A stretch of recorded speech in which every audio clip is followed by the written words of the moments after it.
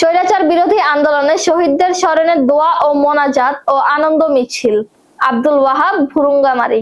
কুড়িগ্রামের ভুরুঙ্গামারী উপজেলায় শুরু হয়েছে বিএনপির কেন্দ্রীয় কর্মসূচির অংশ হিসেবে আয়োজিত বিজয় মিছিল। 5ই আগস্ট মঙ্গলবার সকাল 10টায় ভুরুঙ্গামারী সিনিয়র ফাজিল মাদ্রাসা মাঠে উপজেলা ও ইউনিয়ন পর্যায়ের বিপুল সংখ্যক নেতাকর্মী সমবেত হন।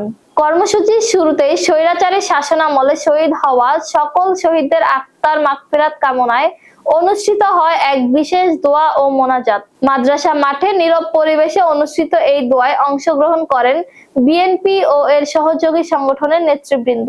দোয়া মোনাজাত শেষে মিছিলটি মাদ্রাসা মাঠ থেকে শুরু হয়ে উপজেলার প্রধান সড়ক ঘুরে বাস স্ট্যান্ড এলাকায় এসে শেষ হয়।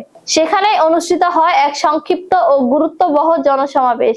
সমাবেশে প্রভাষক শহীদুল ইসলাম আকন্দের সঞ্চালনায় বক্তব্য রাখেন উপজেলা যুবদলের আহ্বায়ক মোহাম্মদ রফিকুল ইসলাম শান্ত, সাবেক সিনিয়র সহসভাপতি কাজী নিজাম, জয়মনিরহাট ইউনিয়ন পরিষদের চেয়ারম্যান আব্দুল ওয়াদুদ, জেলা বিএনপির অন্যতম সদস্য শাহানুর আশরাফ জুয়েল সহ আরো অনেকে উপস্থিত ছিলেন।